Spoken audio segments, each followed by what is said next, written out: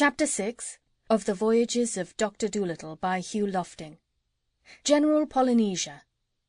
But alas, even the three, mighty though they were, could not last forever against an army which seemed to have no end.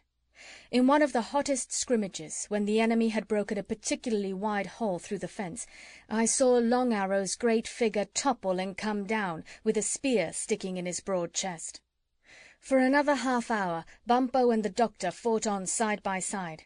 How their strength held out so long I cannot tell, for never a second were they given to get their breath or rest their arms. The doctor, the quiet, kindly, peaceable little doctor, well, you wouldn't have known him if you had seen him that day, dealing out whacks you could hear a mile off, walloping and swatting in all directions. As for Bumpo, with staring eyeballs and grim-set teeth, he was a veritable demon. None dared come within yards of that wicked, wide-circling doorpost.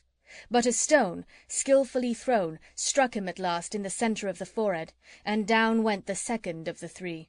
John Dolittle, the last of the terribles, was left fighting alone. Jip and I rushed to his side and tried to take the places of the fallen ones, but far too light and too small, we made but a poor exchange. Another length of the fence crashed down, and through the widened gap the Bag-Jagderags poured in on us like a flood. "To the canoes! To the sea!" shouted the Popsipetels. "Fly for your lives! All is over! The war is lost!" But the doctor and I never got a chance to fly for our lives. We were swept off our feet and knocked down flat by the sheer weight of the mob. And once down, we were unable to get up again. I thought we surely would be trampled to death. But at that moment, above the din and racket of the battle, we heard the most terrifying noise that ever assaulted human ears. The sound of millions and millions of parrots, all screeching with fury together. The army, which in the nick of time Polynesia had brought to our rescue, darkened the whole sky to the westward. I asked her afterwards how many birds there were, and she said she didn't know exactly, but that they certainly numbered somewhere between 60 and 70 millions. In that extraordinarily short space of time, she had brought them from the mainland of South America. If you have ever heard a parrot screech with anger, you will know that it makes a truly frightful sound. And if you have ever been bitten by one, you will know that its bite can be a nasty and a painful thing. The black parrots, coal-black all over they were, except for a scarlet beak and a streak of red in wing and tail, on the word of command from Polynesia, set to work upon the Bag-Jagderags, who were now pouring through the village looking for plunder. And the black parrots' method of fighting was peculiar. This is what they did.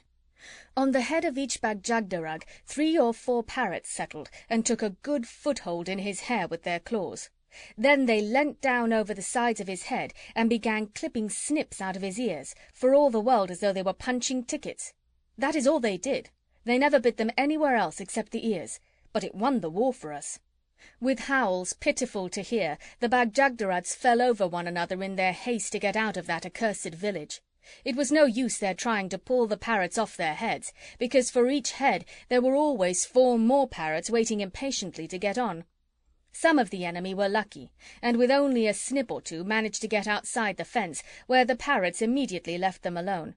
But with most, before the black birds had done with them, the ears presented a very singular appearance, like the edge of a postage stamp. This treatment, very painful at the time, did not, however, do them any permanent harm, beyond the change in looks, and it later got to be the tribal mark of the Bag-Jagderags. No really smart young lady of this tribe would be seen walking with a man who did not have scalloped ears, for such was a proof that he had been in the Great War. And that, though it is not generally known to scientists, is how this people came to be known by the other Indian nations, the ragged-eared Bag-Jagderags. As soon as the village was cleared of the enemy, the doctor turned his attention to the wounded. In spite of the length and fierceness of the struggle, there were surprisingly few serious injuries. Poor Long Arrow was the worst off. However, after the doctor had washed his wound and got him to bed, he opened his eyes and said he already felt better. Bumpo was only badly stunned. With this part of the business over, the doctor called to Polynesia to have the black parrots drive the enemy right back into their own country and to wait there, guarding them all night. Polynesia gave the short word of command, and like one bird, those millions of parrots opened their red beaks and let out once more their terrifying battle scream. The Bag-Jagderags didn't wait to be bitten a second time, but fled helter-skelter over the mountains from which they had come, whilst Polynesia and her victorious army followed watchfully behind like a great, threatening black cloud. The Doctor picked up his high hat, which had been knocked off in the fight, dusted it carefully, and put it on.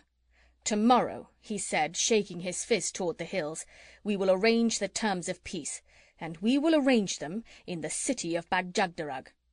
His words were greeted with cheers of triumph from the admiring Popsipetels. The war was over. End of chapter 6.